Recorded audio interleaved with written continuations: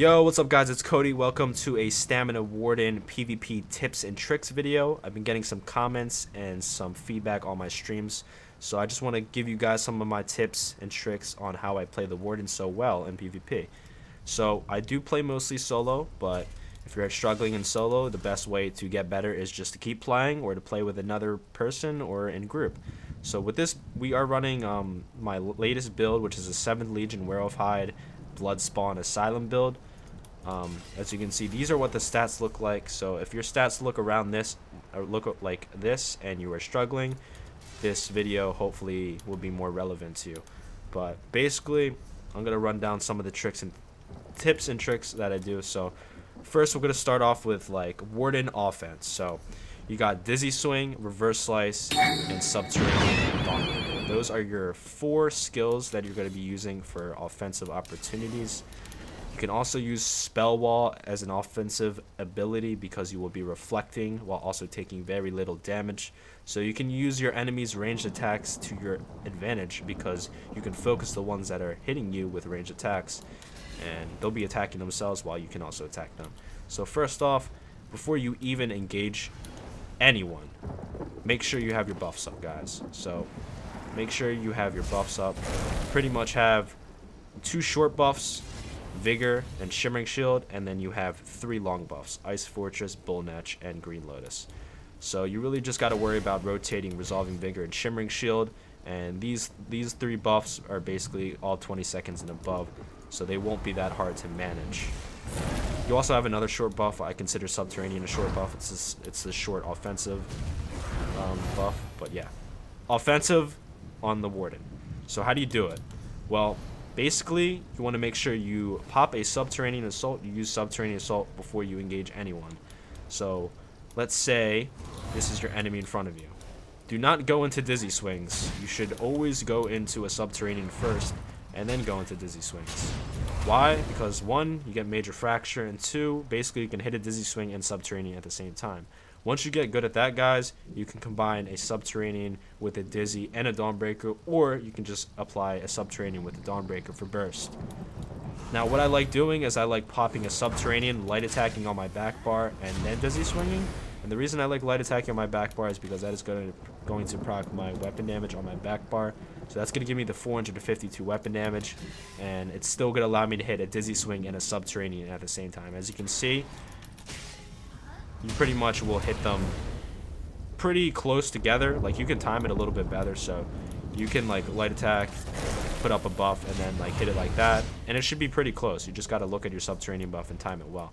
You can do the same exact thing with Dawnbreaker in replace of Dizzy Swing.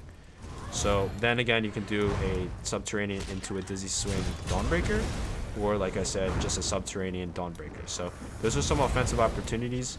If you think you're ever going to be snared or rooted, you should put up 4 momentum beforehand, so you don't have to worry about it. For instance, you're fighting a match DK, you can put it up and he won't be able to root you down. But make sure to focus on applying your short buffs and then managing your long buffs. Like I said, short buffs, Resolving Vigor, Shimmering Shield, and Subterranean. Long buffs, Green Lotus, Bull Netch, and Ice Fortress.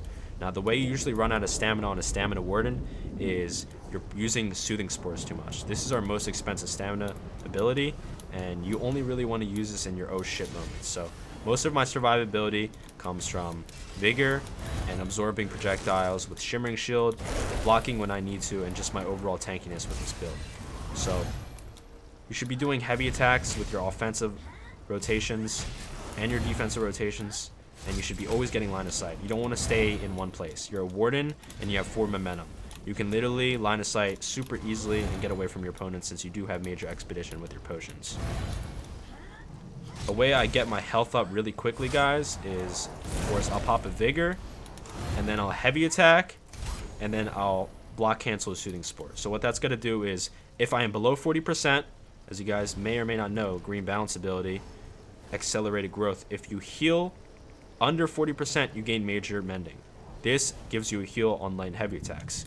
So the reason I was saying I light attack and then Soothing Spore is you can get the heal from the heavy attack, also proc Major Mending, which also allows your Soothing Spore to be a higher value since you will already have Major Mending from proccing with the Green Lotus. So Green Lotus will proc Major Mending and also add to your Soothing Spore heal. So it's a really good burst heal combo if you just do that. Other than that, guys,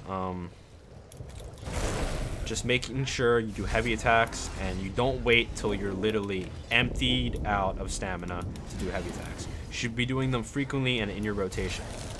So you should pop a Vigor, get some line of sight, heavy attack. And what I like to do a lot is like get line of sight, time how long it takes between your players to get to you, and heavy attack as soon as you see them around the corner, allowing you to get that stamina return back and not really get damaged that much.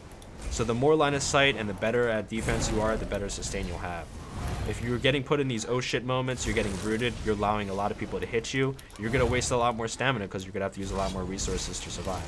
So if you use line of sight properly and you know how to heal up correctly, like I said, the Green Lotus Soothing Spore tip, then you should be good. You should never be using Soothing Spore if you don't have a Vigor up, unless you really need to. But if you don't have your Vigor up and you're just Soothing Sporing, you're just going to get chunked down in health, and you're going to have to keep spamming Soothing Spore since you're stuck on that bar, and it's just going to cost so much stamina. 2 Soothing Spores is like 8k, so you really only want to use this, like I said, if you're in a no shit moment. Make sure you're also light attack weaving, because Green Lotus will give you stamina back on light attacks. And basically, you should execute your opponents obviously if they're like 40% below. Some of the times that they're not low enough, I'll proc another Subterranean and then go into some more Subterranean, some more reverse slices. If you're finding yourself in oh shit moments, of course you can crutch on Spell Wall, and then you can do your heavy attacks there. Something you want to make sure you do before you use Spell Wall is put a Shimmering Shit up, absorb a projectile, so you do get the Major Heroism for 6 seconds, which is basically how long Spell Wall lasts, so you really won't lose the uptime on Major Heroism at all. I think I pretty much covered everything, guys. I didn't really plan this video out. I'm just giving you some of my tips and tricks.